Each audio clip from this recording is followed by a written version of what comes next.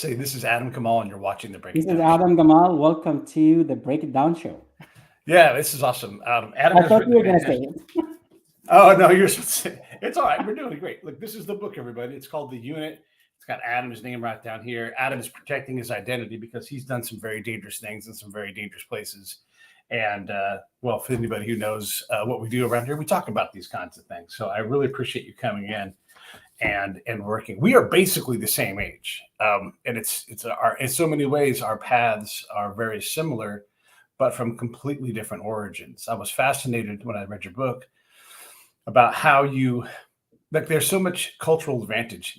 This is what I'm reading the book. I'm like, man, like what an advantage to have you on a team that's going to go abroad and try to defeat terrorism, try to stabilize a region. Because I had to learn all this stuff, right? I still don't speak Arabic very well, but I really it's crazy to me when we look at who our adversaries are and the areas that we're trying to stabilize, that in our early military career, the Army couldn't be bothered with Arabic, couldn't be bothered with teaching us about Islam, especially people in my line of work in Intel, like your line of work, Intel. Why is that? Why did we struggle to try to accept that we need to have this skill set, Arabic, Islamic competence, Yeah. all those things? Yeah. So first, honestly, I wanted to give a lot of credit for people like you who went DLI or went to learn Arabic. It's not an easy language. It's extremely Yeah, hard. And for the longest, as you know, that in Arabic, we have too many different dialects. So for yeah, the longest, the military was teaching modern standard Arabic, MSA. yeah, And then it yeah, depends on your instructor in DLI, what dialect they might help you with. And then you go to the real world and nobody speaks MSA unless you're watching the news. yeah, So it's a shocker. So I do feel and respect and appreciate everybody who went through the training and really tried really hard to do the work. But you got to look at too, the military has a couple of challenges. One challenge is you have a lot of the immigrants, especially the Arab American immigrants. Some of them don't want to join the military. mm, So we have to do a better job in showing them this is not a war between the East and the West. This is whatever, when you join the military, you are serving your new country, that the country you chose to make it home, and you got to protect it. So that's one challenge to recruit the right people into the military. yeah, Then the other challenge, when you recruit somebody like that, like me, into the military, uh, get him, try to get him a clearance. mm. Uh, but I would like to ask you, how long did it take you to get your clearance? It took me 4 years to get my 4 clearance. years. Oh Four man, years no. to get my clearance. Yeah, and please ask me questions. I want this to be a conversation. So the first thing I would say to you is I did not go to DLI. All my language capacity was self-studied. The military wasn't good at developing me either. And so they would say, like, hey, go to the motor pool, and I'm like, why am I in Yeah. the motor pool? That's not, we don't even drive these damn things. And so a lot of that time that I could have spent doing training, I was on details. I was trimming. I'm a counterintelligence agent, and they got me trimming hedges. Isn't my job hard enough that I need to be go out and doing something else? And so So yeah. So by the way, I knew you didn't go to DLI. I just wanted to say DLI there. yeah. Because I No, it's wanted a to great talk point. about it. Yeah, and But then I I was wanted. going to ask you at some point, like when you were speaking Egyptian Arabic, because I've watched my friends come through DLI and they're speaking MSA, and they're like, I have no idea what this country, because Baghdad Arabic is totally different than country ass Mosul Arabic, and then if you go north from there and a little bit west, all of a sudden you like. I knew native speakers that are like, I understand the words they're saying, but I do not. Like they were like, give me a minute to sort out what this guy's actually saying. So, how much trouble did you have translating all of the various sub dialects of Arabic? So again, to give credit to the people who were trying to do that all the time. So it would take me time. Like first when I went to Iraq, it took me time. It took me like, a week or two. And then let me Yeah, actually give you a good anecdotal story here. I was in a deployment in a country in the Gulf, in the Arabian Gulf, and we were getting a lot of people talking about Monaco, and they were like, mm, did you, how much is Monaco? We want to buy yeah, one. We want to sell one. And I'm like, dude, these guys have a Monica is a Westerner female name. I'm like, do they have somebody that they kidnapped? We didn't know. So we would right. ask around, we would send like cables and send emails, and we're trying to figure out who's Monica that they trying to sell. and it was a car. It was like the Mitsubishi Pajero SUV. It had it's big in the back. And no disrespect to anybody, but they in their mind, Monica Lewinsky had a big behind, so they named the car after her. So if you are a guy who don't have the interaction with the locals to talk, to chat, to kind of like pick a conversation, and you wouldn't be able to do that. And sometimes for somebody who's non-native to strike a conversation like this will raise a flag, a CI flag. So it's this hard, it's a hard balance to do. So to try to balance all of these things together, it's an art, and it takes a lot of effort. But even for me as a native, it took me effort to get there. You're right about the car thing. I would try to understand it to like, no, this one's called the Ghost. And I'm like, no, that's a Jetta or whatever car it was. And all the cabs that were like, for us here in America, they'd be like a VW Scirocco without the sports back. And that was the cab vehicle. And they would call that a Brazili. And I'm like, why is that a Brazili? Well, they're made in Brazil. And so it was a whole, and you'll appreciate this. One of the guys I worked with, you have to have like quick, fast communication codes. And I'm like, what's a word that we can use that will be clear to you and I that all is clear? And he said, his name's Johnny Walker. He was an interpreter with the SEALs for a long time, wrote a book. He's in America now. And so we used the word dipshi, which is a northern Iraqi word for a watermelon and a very common thing to discuss, and because it has to be a common word. You don't say things like the hawk flies at midnight, because no one says that bullshit in real life. But if you're talking about two dudes like, hey, I want to pick up a watermelon. Oh yeah, watermelons are good. I'll get you one. Now we have a way to communicate clearly. And now it's also in a very specific word in the specific part of this specific country. So all of that stuff I had to learn. I didn't learn that in school, right? I had to learn that by talking to interpreters. And I want you to talk about that a little bit, but then I want to get back to interpreters and the way we treat the people that we partner with, whether they're in the military, with the military, or are hired from local population. So let me highlight something here too. I'm sure you are familiar with the 09 Lima program. Yep. So in the military in 2004, 2005, I think, we decided like it cost a lot of money to have an interpreter contractor. It was costing us at the highest of it was over $300,000.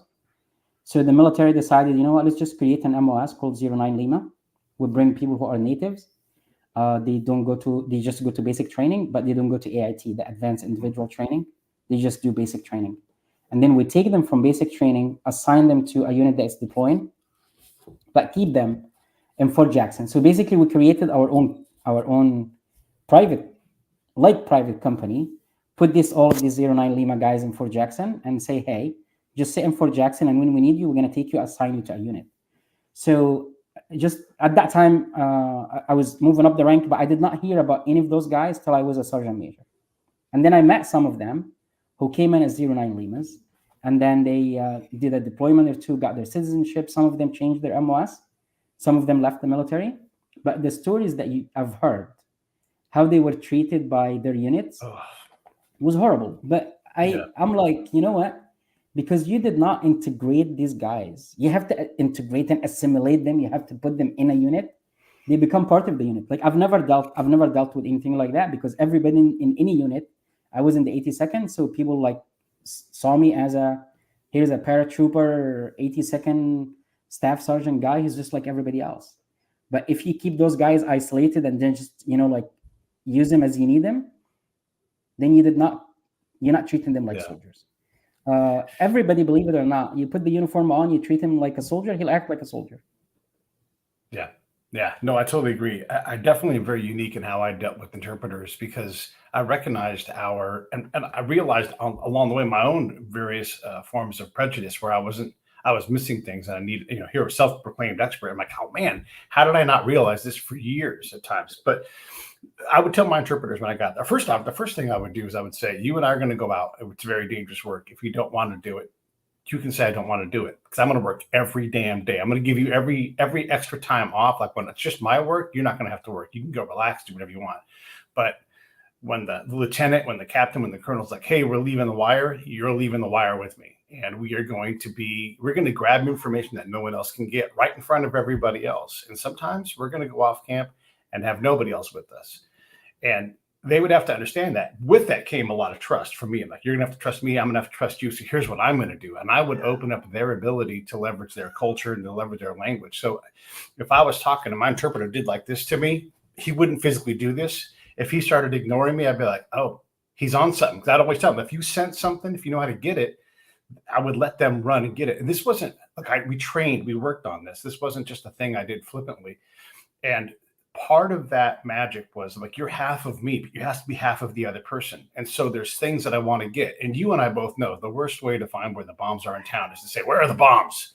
And so I would say to the person, how do you do that here in Iraq? How do you do that in Afghanistan? And they would say, you never go in through the front door. You always come in through the back window, or some kind of analogy like that. And I'm like, well, when you sense that you need to do that, I want you to do it. I'll shut up. I'll take notes. Just talk to me so I can write down what you're saying. But you don't hear that. The other thing I would do is I would tell them, nobody's allowed to fuck with you on my team. You're my guy. You can go around and do whatever you want. Don't go anywhere you're not supposed to. But that's you can't really do that anyhow. And if anybody says anything to you, if they're derogatory, stop them, ask them what their name is, ask them what unit they're with, and I will handle the rest. If they don't allow you to go to the chow hall, if they fuck with you in any way at all, I'll have that ass. I'll go get it because I know the boss. And I'm like, you cannot do it. It's my job. And so every now and then, I would say like once a month, one of my interpreters would come up to me and be like, Pete, they did this thing to me. It was very negative and, all that. And did you get the name? Yeah. Did you get the unit? I'll be right back. And I would drop everything I was doing because that person needed to know that I had their back on the camp, because the camp for us, both of us, were dangerous because we brought a lot of bad news. And sometimes it's he was always being harassed by people who didn't know, usually lower enlisted people. But it was remarkable. But that changed in how I approached interpreters, like giving them the ability to help me understand what I could never understand. So like, it's not question, response. It's let's have this conversation. And if you need to run it, I'm gonna guide the whole thing, but I'm gonna give you a lot of rope to figure out where we need to be. And together we're going to find things out there incredible. And it worked awesome. I outperformed everybody around me because I gave the interpreter the chance to really guide where we were going. Yeah, I agree with you 100%. And I was lucky enough, I was never in any of those situations because, again, I had the rank and I was in JSOC and I was in the military, so I didn't have to deal with it. But I did see interpreters being mistreated, and a lot of them, obviously, because they saw something similar in me, so they would come and tell me. Yeah. And I did like you did. I mean, just like, I was like, these guys are fighting with us side by side. I mean, we had guys who are TSSCI cleared.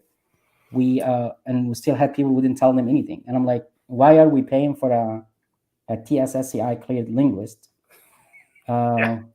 Taking him with us, but we're not gonna tell him. But we're not gonna allow him to do his job. Yeah. I'm like, but we're paying a lot of money. If you don't want to tell him anything, just go get like a cat 1 or cat 2 linguist, and don't pay him that much money. Yeah. Well, even then, the cat 1, cat 2, you still have to respect them, right? So we had a guy who he wasn't an American, but he lived in America for 30 plus years. And so this kid was harassing him. And I'm like, hey, 1, shut your trap. Don't talk to my guy like that. 2, this guy's been a colonel's linguist. He's mine now, but this guy has done as much as anybody has. And he's been here forever. And 3, he's fucking older than you, has been in the country longer than you've been alive. Knock it off. This guy's a Jaguars fan. Who picks being a Jacksonville Jaguars fan? It's like this guy's as American as you can get. But it took a lot, man, to protect those guys. And here's the other thing that I noticed was because I stayed and the unit would roll in over the top of me.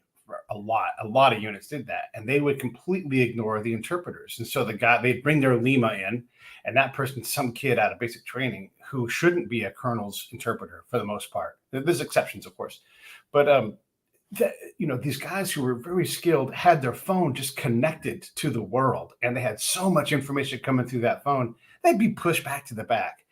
And I would do my best to be like, these are your top interpreters. You need to get these guys in front of the colonels who are going to go out and do things because these guys are connected. And I would go back to the interpreter lounge, the hooch, the house, or whatever, and I would talk with these guys. I'd play dominoes with them. because I wanted to know what they found out. A lot of it's scuttlebutt, but that scuttlebutt is direction for me, where I can say, let's focus here, let's ask these questions. And just, it's a free machine for getting information out of if you just turn it on and listen to the damn thing. Yeah, it's you have a resource with a live resource with a lot of access, a lot of information, a lot of cultural understanding, and if you're not taking advantage of the person with that skill set, you losing out. In your book, towards the very end, you put a really great moment in there as you're retiring. You're talking about expressing tolerance, to your kids and everything. But tolerance is such a big thing. And you would think that guys like us who've seen the worst of humanity wouldn't have tolerance. But I always try to lean, like, if something makes me uncomfortable, something seems bad to me, it's not time for me to sit with that and figure out, how do I respond? Because if I respond emotionally, I know I'll be inaccurate in how I should behave and how I should work. So I learned that through my experience of being in all these countries and all these places and talking to all these families that had all these things. How did you develop that tolerance? It's a really good question. When I came to the U.S., obviously you grew up in the Middle East. You have like any country, like imagine you grew up in the middle of nowhere in the US or in the middle of nowhere in Egypt or Afghanistan, wherever you grow up, you get a lot of you get uh, you get affected by the culture around you. And obviously growing up in Egypt in the 70s and the 80s, and it's was a time where the Muslim Brotherhood were they were rising. There was a lot of political issues were going on in Egypt. They were trying to the government was failing on and off, and what's the easiest thing that to for a failing government? To blame the US. So at that time, obviously everybody was like, well, the US is bad in this and this, and it was raining today, so it must be the US's fault. It was hot, must be the US's fault. We just gotta blame somebody. So you come to the US and you have this mindset of like, you know what, some of these guys are bad. So I'm in a flight from Egypt. I looked like a kid. I was 20, and sat next to me an Egyptian American Jewish who left Egypt early uh, during the Nasser regime, so in the 60s. His family got pushed out of Egypt, and the guy was extremely nice, and we had a layover in Rome. He talked to me. He's like, hey, if you need anything, let me know. And he took me, like, uh, held my hands and took me to the gate. He's like, this is your gate. This is where you're going to fly. He spoke Arabic. I didn't speak any English. So I go and then I land in the US, and I'm like, you know what? At the first day, and I didn't want to burn the book, but if you see it in the book, in my first day, a police officer, a bus driver, and a junkie helped me. And you start thinking. I mean, you got to be an idiot if you don't think. And then you fast forward a few years after, I'm working for one of the nicest guys I worked for. He used to own a ladies' sportswear store, and he was a Jewish guy. And I kept telling him the first couple of days, where are you from? Because he had an accent. And I think after a week, he's like, Habibi, I'm your cousin. He's a Jew-Israeli from an Iraqi descent. And you don't get any more different than that, like me and him. And we were so similar in a lot of things. The guy, again, I didn't look at his background. He didn't look at my background. Right. And we looked at how we can both help each other out. He's an immigrant. I'm an immigrant. He was in the US longer than I have. He has a business. I was a fresh off the boat guy. And you start thinking, like, those total strangers are helping me out. What am I missing here? Then you start thinking more, and then you start developing this understanding of others, and then you start thinking, not because I was told this guy is my enemy, or not because my political belief against his political belief, he must be my enemy. It's not. If you're not with us, you're against us. It's actually, we have a lot more in common than we think if we just sit and talk and listen. And our country is going now towards this. It's either you are in this extreme right or this extreme left. And if you say, like, one of Trump's policy was good, then you must be the devil. And if you say, like, actually Biden is not bad in doing this, then you're the devil. So we don't have this understanding anymore of, like, let's just it's not it's not black and white. There are a lot of different shades of gray, and we gotta be able to live in that gray. That's how I developed that tolerance, and how I believe, and how I've been living my life. Yeah, and when you go abroad and you see how hard life is in other places, you realize that we need to shut the hell up. I mean, just and these things are taken for granted to the nth degree.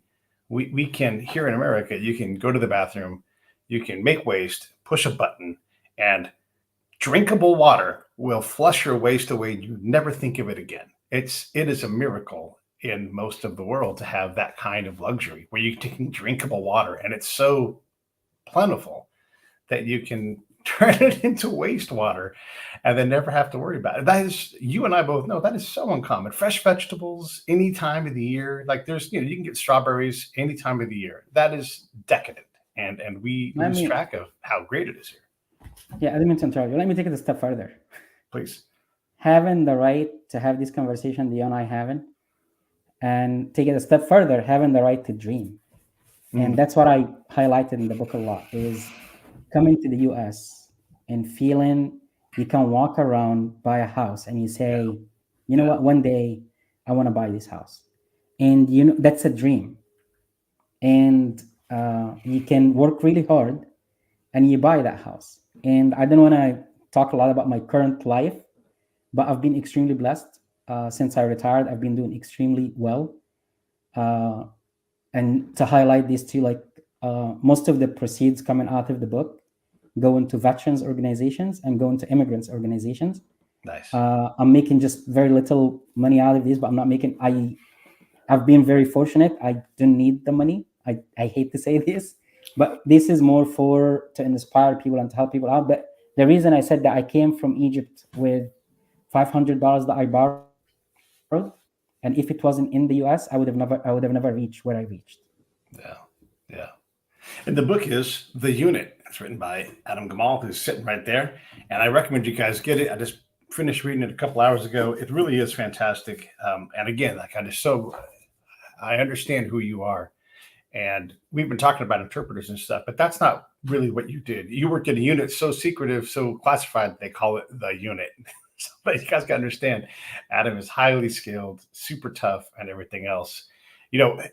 Counterintelligence is its own kind of special operation. At least the way I do it. I go run around with whatever SEALs or whatever battalion or platoon are there, and I go out every day, do my own work. And I tell people it's not uncommon for guys like us to have a 30-hour day and be like, okay, yesterday's over. Now that it's today, I've got to prep for our next mission. And it's all on us, right? The pre-mission stuff, the actual mission, the analysis, all of these things. It's on us to put all that work together. Talk a little bit about the pace of work for you throughout your career and what that looks like, so people can understand when someone goes abroad like we did, not only the risk, but just the pile of work that you have to take on to do the job well. So I'll take it from the time I was in the 82nd.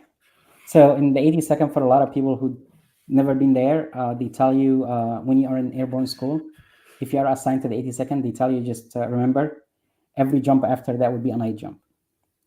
So we do night jumps. So when you do prep for the jump, 8 hours before the jump. So it's T-8, and then you keep going, and then you jump, and then you have to walk 20 kilometers back. So usually days in the 82nd where you start at 6:30 in the morning for PT, and then you don't finish till 6:30 next morning. So that's a 24-hour day. That's just in garrison, in training to prepare for wars. Then we go to selection. When I get invited to selection for the unit, again, I want to take this opportunity to say the unit is not Delta. There is another unit called the unit as well. That's right. There are a few units because the names of the organizations are classified, so we say the unit. But then when I went there, in selection, they wanted to see how well you would do in real life. So part of selection, you are totally deprived of sleep, and you don't sleep much. You might sleep a couple of hours. You wake up on your own. You are doing a lot of things by yourself, and you work really hard to accomplish the tasks they are giving you. So in the selection, there are individual tasks and team tasks. So to protect the integrity of selection, I'm not going to go in a lot of details for that. But then fast forward, and you deploy, and you go on after a bad guy. And like you said, then the bad guy might decide to wake up at 3 o'clock in the morning and you want it to be somewhere where you can actually monitor what's going on. Yeah.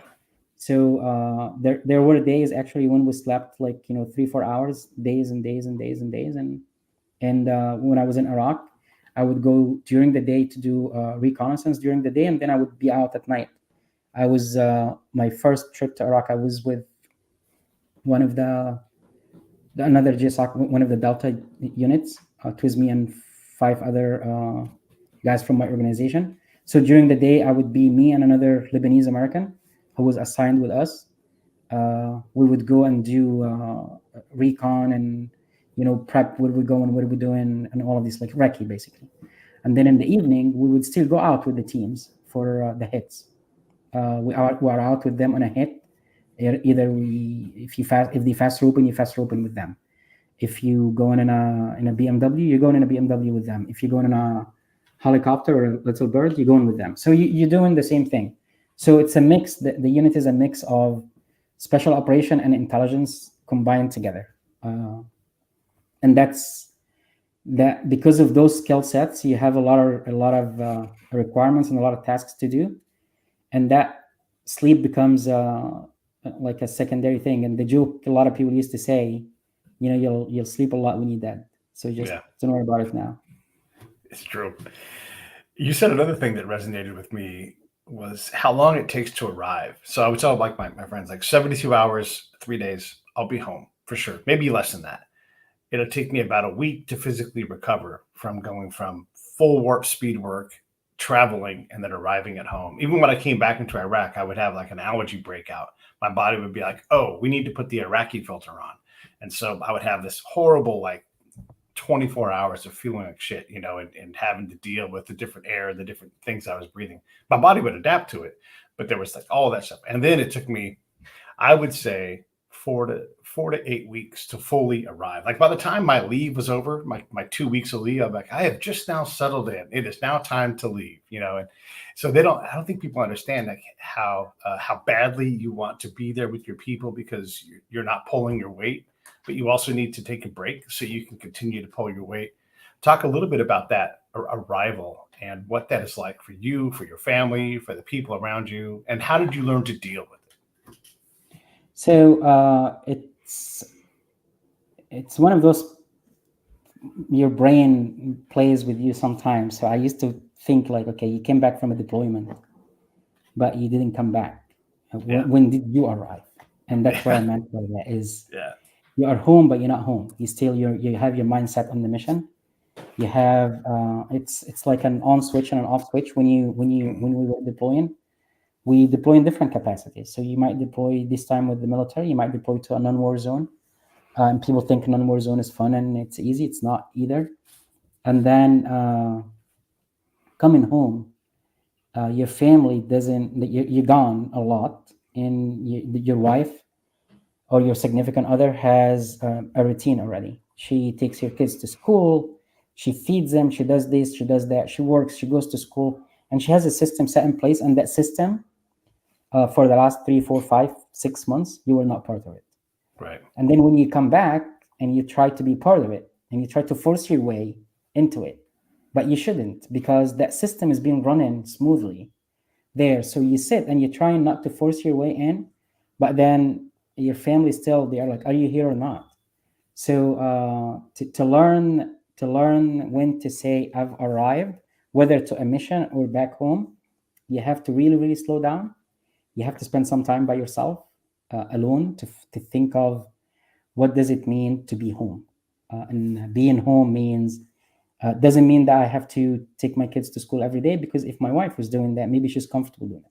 So that having that communication with your significant other to understand what they want. Obviously, I didn't get it right from the first time or second time. No. It took me time to learn, and it took a lot of communication with the wife. And the wife was like, usually you come back from a deployment and you're not yourself for a while. So that's a really important thing for guys who are deploying now with the military, whether with this special operation command or not special operation command, to have the self-awareness that when you are home, you're not home yet. Yeah. One of the questions I love to ask folks in our line of work. Well, first off, what would you say your job title was in your military career? Like, I know for sure we have a title. I was a counterintelligence agent, right? But for me, I was really a combat spy. I went out and I left. That was what I became great at. And in our field, I'll say in the counterintelligence field, you could have 150 different jobs. So there's me and I don't know a couple other guys maybe have done it as much as I have, and so it's its own unique job. So what would you say your unique job was in the military? I would say honestly, it was all the guys in the organization. They are problem solvers. They solve very hard problems Yeah. that requires a lot of different skill sets, and you cannot do it on your own. You have to have a team. But I would say like problem solvers. Mhm. Obviously, for anybody who knows about the organization I came from, it's an Intel special operation organization. So it's a mix of it's a blend of special operation and intelligence Yep. collection, and intelligence collections by all the meaning of the word. Yeah, when I try to describe to my friends what I would do, it's like I work in the seams, and really what I tried to do was I tried to communicate the Americans to the locals and the locals to the Americans. And I had to be relevant in both places. So I had to know the commander. The commander had to support me. I had to make sure the sergeant major liked me because the sergeant major doesn't like you, you're a problem, and that becomes a problem. The staff had to know that I was on their side, and that's just on the camp. And then all the different relationships I had. So I was as busy on the post talking to different people because I didn't have a big commander above me somewhere. I was really a free agent, and so I had to sell myself to these units, and that took I don't know fully like almost half of my time was spent getting us to be better at what we did, to make fewer mistakes. I always say like I had four jobs, right? Was to help the commander win, help the commander lose less, help the enemy lose more, and win less, right? And if I could do all of those things in a day, man, I was killing, right? And so I spent a lot of time on getting us as an organization to go in the right direction. That doesn't sound like espionage, but the reality is I'm giving the commander information he needs. I'm looking over the mountain going, okay, here's what we got to do. And then the commander's like, yeah, okay, I know how to run my machine now. And they would tune their thing. So that capability that we have, that problem solving capability, like, hey man, the ag team is going out and all they're doing is fucking up. They're not helping you accomplish your goals. Nobody wants to hear that except for the commander who's desperate to get these things right. So that's sort of how I did these things. And I don't want you to get obviously in anything classified, but let me ask you this. When did you get good? When do you think like, oh man, I know the pace of all of this work. I understand. I can anticipate problems. I can avoid those. How long did that take? Uh, it's a very good question. I think you always, I mean, no, I know you always have room for improvement. You always learn. Yeah. So you never get 100% good at it, because once you Sure. think you are 100% good at it, it's time for you to quit. It's like they tell you in airborne school. When you totally not scared of jumping, you need to quit because you become dangerous. But I would say I think after my third or fourth deployment, I started feeling okay, like because I've done combat zone, non-combat zone, and then another combat zone, then another non-combat zone. Then I think that was the fourth. Uh, and then you start thinking, okay, you're going to work out of an embassy. And exactly like you said, you go in somewhere and people are like, we don't know what you're supposed to be doing. We don't know if you should be here. As a matter of fact, we don't want you to be here Yeah. because you are a JSOC guy. And JSOC means you're going to go kick doors and kill people. That's what's in their mind. And when Yeah. they used to see me, they'll be like, okay, that's not what we expected. So that's the first icebreaker. Yeah. And then communication and winning hearts and minds is an art. And believe it or not, in our field, you win hearts and minds of the enemy, and the guys basically outside of the wire and the guys inside the wire, like you said. You Yeah. want, like if you're working out of an embassy, you want the regional security officer in the embassy to feel comfortable with you. You want the defense attaché to feel comfortable with you. You want the Yes. station to feel comfortable with you. You want the ambassador to feel comfortable.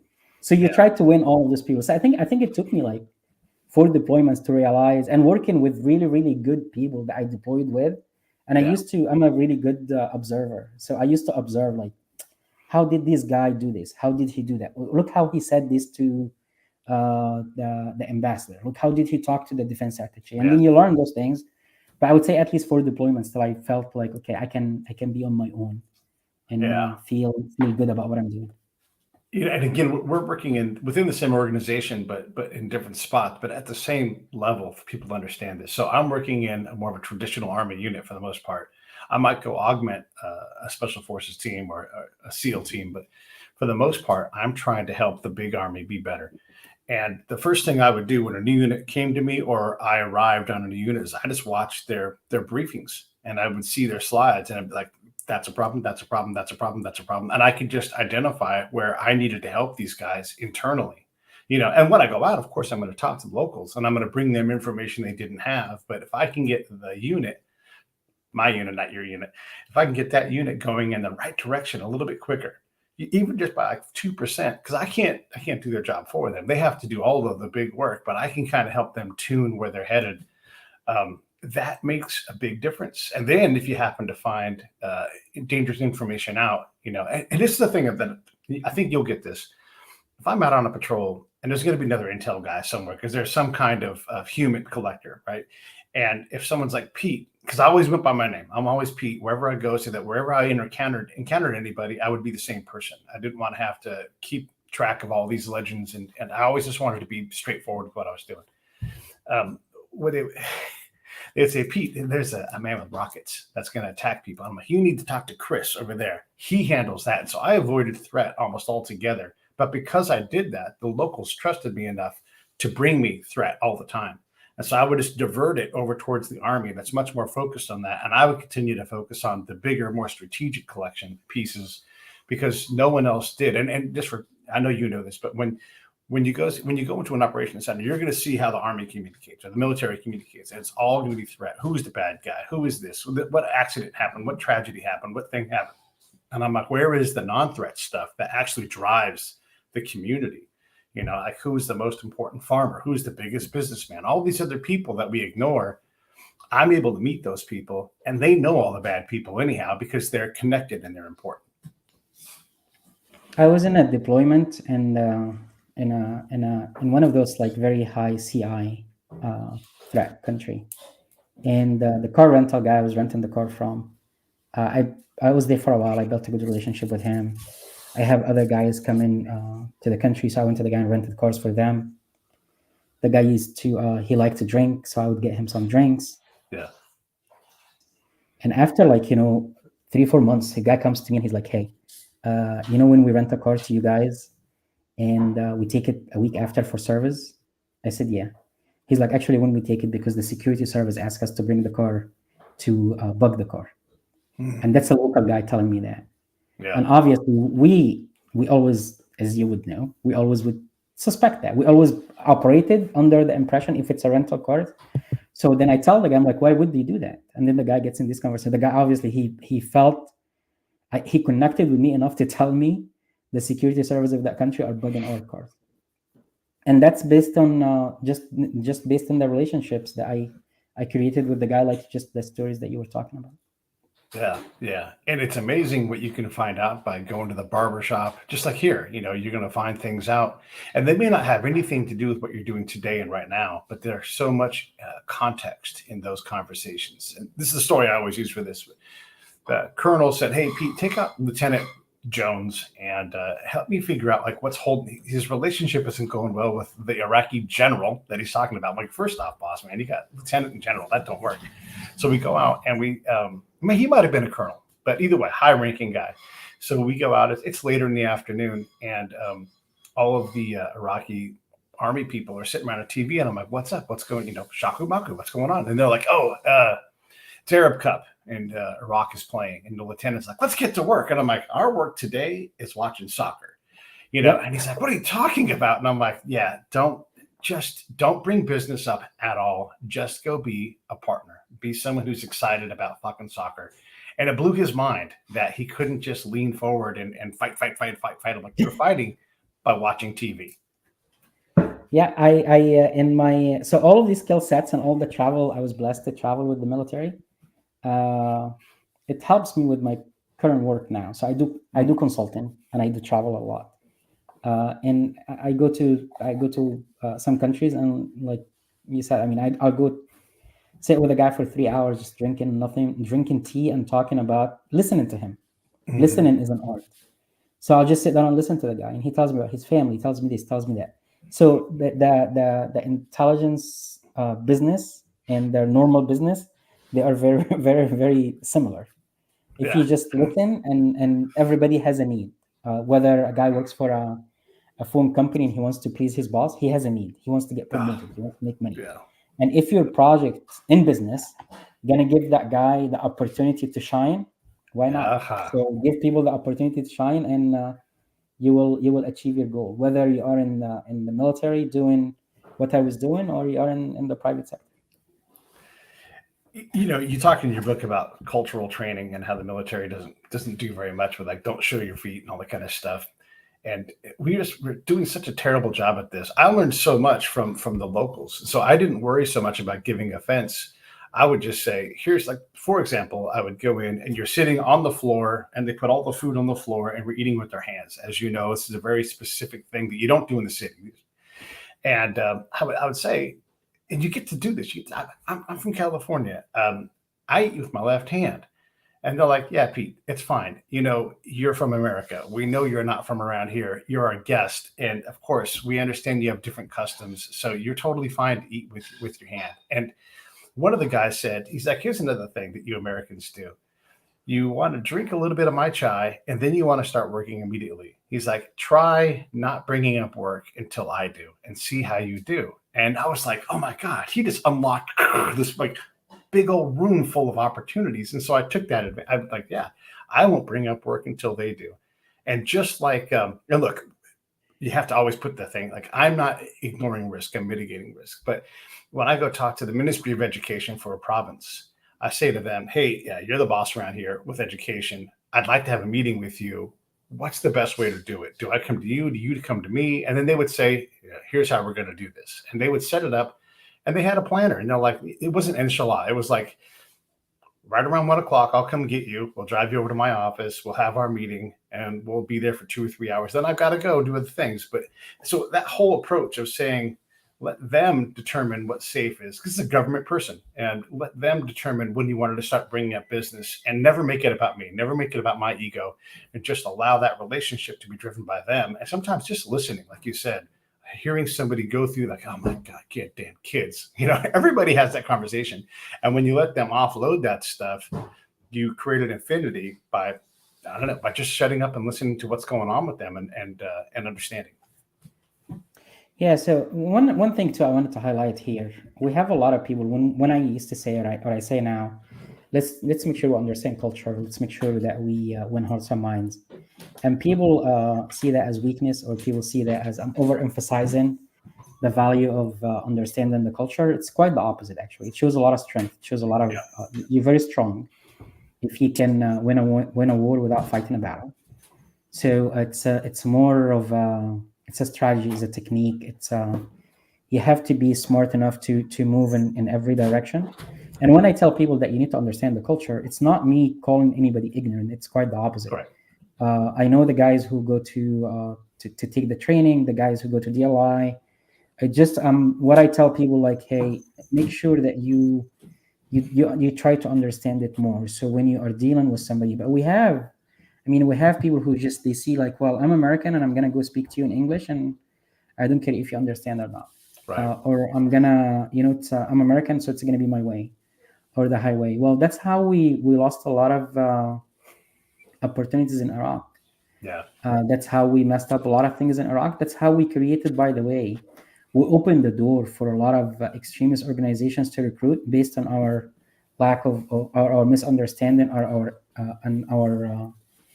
we took a lot of wrong steps in Iraq. When I would go out and I hit with some of the other teams, and you see like a 70-year-old woman, and they're gonna put her on her knees and put a bag over her head and handcuff her. And I'm like, guys, she's not a threat to us.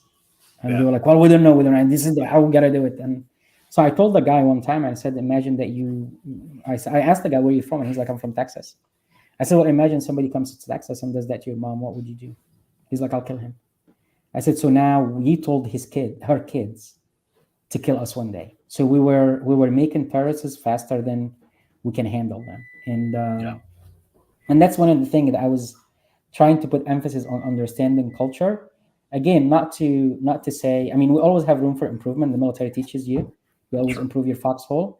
So if people are not willing to listen to the expertise, not willing to listen to people like myself who have the experience and proven success in the military, then there is a bigger issue that we have, and we're just gonna insist on doing things the wrong way. And I'm like, well, if we keep insisting and doing it the wrong way, how do you expect that you're gonna change the world?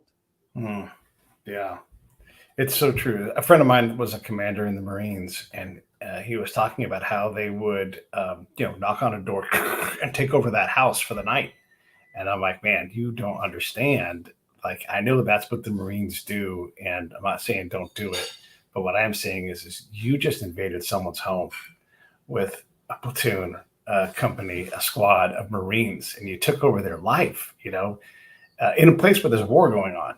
You can't just do that and expect that not to have a negative ramification. And it was like he'd been struck by lightning. He's like, I'd never thought about, like, I'm a dad. I've got a family. And if a unit showed up at my house and forced me to bed them down for the night, I'm like, yeah, that would be unconstitutional, first off, here, because he wouldn't be allowed to do it, right?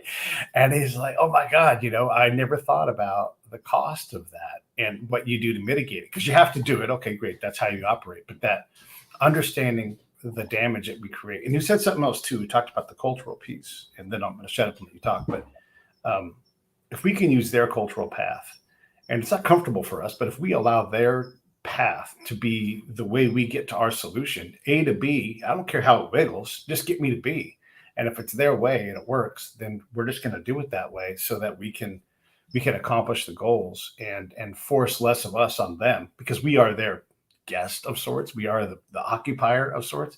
And so that cultural path recognition, it's uncomfortable. It's hard. We don't train on it, but it is the better path. I mean, we have like, public affair guys. We have the PSYOP guys. I mean, we have people who are trained for those things. Just that what I was talking about in the book, that we're not training our general population. And in the war in Iraq, we ended up having like, a company of NBC soldiers guarding our prisoners because there was no weapons of mass destruction, in case people didn't know that yet. But we figured this out very, very quick when we were in Iraq. So all the NBC units didn't have a job, didn't have a mission. So we gave some of those people were became prisoners. I mean, guard prisoners. So we had some an NBC unit that were guarding our detainees. And again, you're talking to an E4, 19, 20-year-old, never been outside of the U.S., and they are guarding Iraqi prisoners of war or detainees, like Rumsfeld called them at that time, to open the door for other things. And everybody listening can understand that. So at that time, those young soldiers who were never trained, we accused them, like what happened in Abu Ghraib. Sure. We put the blame on the young soldiers who really did not have a clue. I'm not saying what they did was right. I'm just saying they were not trained to deal with a situation like this. So you bring young guys and girls and you put them in charge of guarding prisoners, but you never trained them. You never told them how to do this, and then you expect them to behave right. Yeah, I was in Iraq when that all went down, and the first belief was that the contracted or the Army interrogators were the ones who were doing this, and I'm like, that's absolutely not true. There's no way that these guys are too professional, because these are my sibling MOS, and also the contract that I was working at the time, they're like, hey, everybody's got to go through Abu Ghraib first, and I'm like, I'm not an interrogator. I can interrogate, but I am not an interrogator. And so I did my damnedest to avoid that place, because you don't need me especially me, what I do. You don't need me in a detention facility. I need to be mixing with the locals. But there was so much there was such a lack of training. You're right. It created a real problem. And just in general with Islam and everything else, there's so many times where we got our asses handed to us because we didn't understand the religion that was there in the area. Yeah, I was in Iraq at the same time as well. So yeah, and I went in Iraq at the same time. And I was a frequent visitor of Abu Ghraib. So we used to go back and forth to Abu Ghraib, either to hand over detainees or to question them. And it was a mess. It was a total mess. But to go back to your point too, like the lack of understanding of you gotta like Sun Tzu in his famous book, The Art of War. He said you gotta know yourself and know your enemy, right? And how could we go fight a war not knowing the enemy? And you'll see it in my book. Some of the guys we were able to take out, we took out because I knew what time they're gonna pray, where they're gonna pray. So I was able to predict where they're gonna be, when they're gonna be in certain areas, and we were able to interdict them there, or we were able to do something. And this is just again, you gotta know you're going to fight an enemy, you don't know their language, you don't know their religion, you don't know their culture, and you go in and you're trying to say, I'm gonna win their hearts and minds to take out the bad guys. I'm gonna win the hearts and minds of the majority to take out the bad guys. And we didn't know. I mean, a lot of guys didn't know that. So I hope the book gives people some insight. I hope people can benefit from the book and learn something. I got feedback from some of my buddies and Navy, Army, and Marines. So I got from the three services. Didn't get anybody from the Air Force talk to me about it yet, but at least those three services and the three of them saying like we wish we learned these things when we were in basic training. Totally. And one of them recommended that book to be a mandatory read for basic training. This is the book. It's called The Unit. It's 100% right. There's the link down below. You guys can get that. And for sure, if you're in the military, you want to understand better, like how to see the cultural stuff. Look, there's the war stories and all that stuff.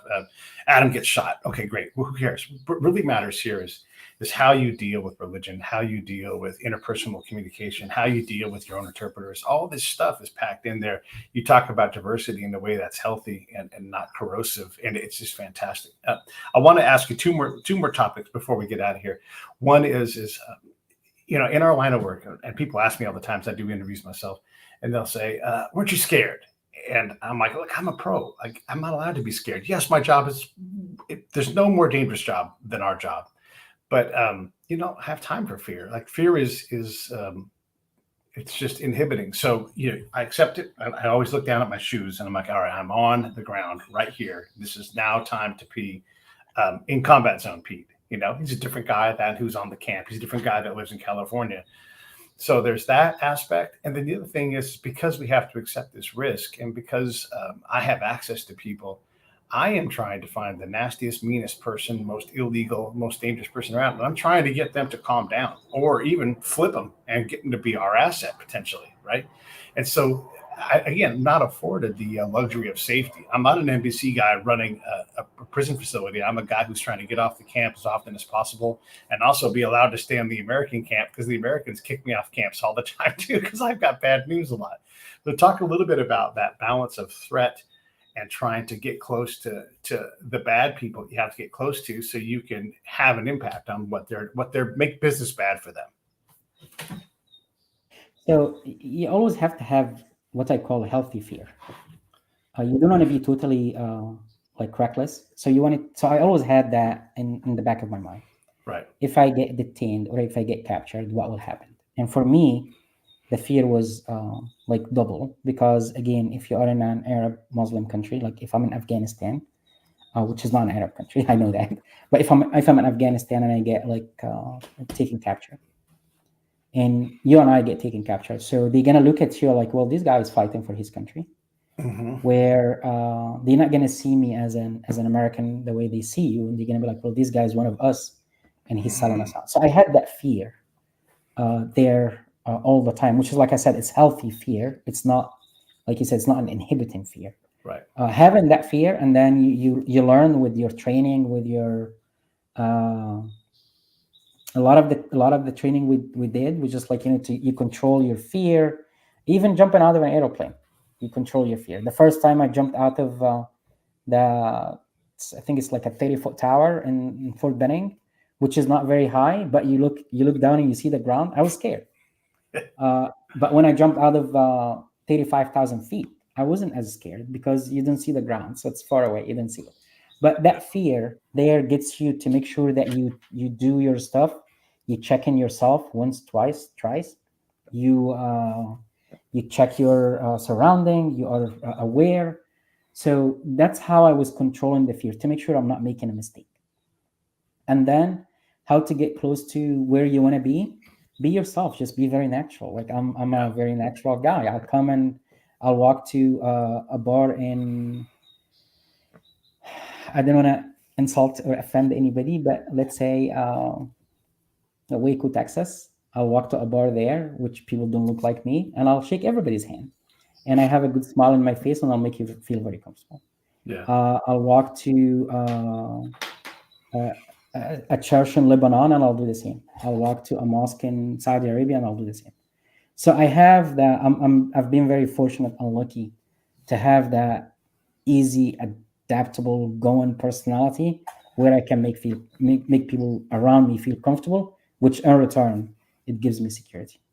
Yeah. Yeah. I always like to say my job is to be Johnny Goodtime, So I'm smiling, I'm waving. Hey, how are you? Oh, I'm from California. And if I get them talking to me and asking me questions about California, that's protecting me. And people don't understand, like, that's why I'm Johnny Goodtime. And I was working with an American colonel, and we were with his partner, who also was a colonel, and it was Ramadan. And my colonel and I were talking about, like, how do I teach my soldiers how to deal with Ramadan? And I'm like, you ask the person that you're talking to. Don't ask me. Ask the Muqaddam, the colonel. And so he's like, well, show me how you would do it. So we sit down, and I say to the colonel, I'm like, it's Ramadan right now. By the way, everybody, Ramadan Mubarak.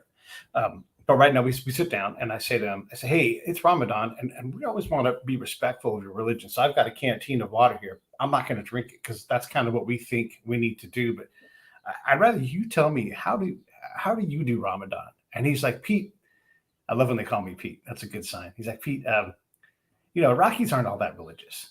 And you've probably heard this. And I'm like, yeah, I've heard that. He's like, so like if you were to say, and it didn't say the exact words, but he basically says, so if you were to say, hey, Colonel, do you have any whiskey? I'd like to do a shot. I would open this drawer of my desk and I would pull some whiskey out. We would have a drink. So do you want to drink? And then I said, of course I want to drink. And then my colonel looks at me like, what? Are you going to drink during Ramadan with this guy at work? And so I got up and I went over, because anytime I'm offered a shot in a combat zone, I take it, because that's part of being human, in the humanity that's around you. Yeah, it's again, you did it best. You let the guy lead, and you followed his lead, and you made him comfortable, and you're like, and again, you ask, right? Because a guy might be like, no, I fast and I'm not gonna touch it. Like another guy would be like, let's have a drink. It's like dealing with anybody. Humans are humans. They have the same needs, they have the same desires, and they want to connect with other people.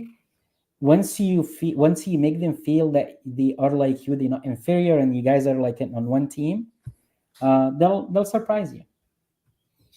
Hey, your book is fantastic. I loved reading it, and obviously I identify with it because we've done such similar things. We've probably been in the same room at some point in time.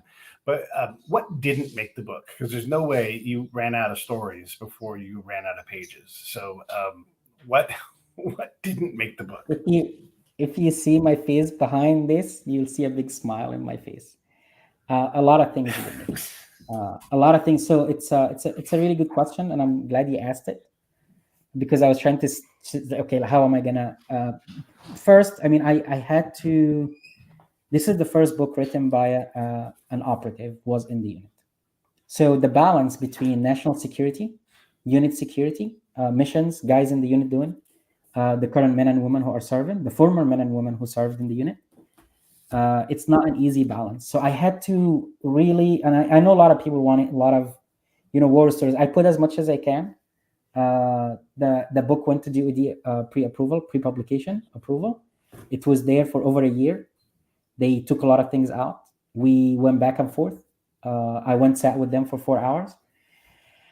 And I tried to balance, again, to walk this fine line between telling a good story, inspire people who they see, here is this immigrant who came, reached the highest ranking in the enlisted rank in the military, was one of the best units in the military, and at the same time protect the national security. I do wanted to thank current and former unit leadership for helping with this process, JSOC security personnel, DoD security personnel. But yes, there are some stuff didn't make it in the book. If it would have made it in the book, I would have been able to tell you the story. Sorry, I can tell you the story. But good question, though. Good try. Well, I wasn't trying to take anything classified, as everybody knows. But yeah, sometimes there's a funny anecdote. Like one time I had a source meet. This is in Johnny Walker's book, actually. And we all, and you know how this works. We've been eating a lot of local food, even on the American camps. And I had a bad case of bad stomach. And this is my meeting. Everybody's, when it's your meeting, you're the boss. There's no rank. This is Pete's meeting. Everybody's working in service of me. And this guy is one of Saddam's former assassins.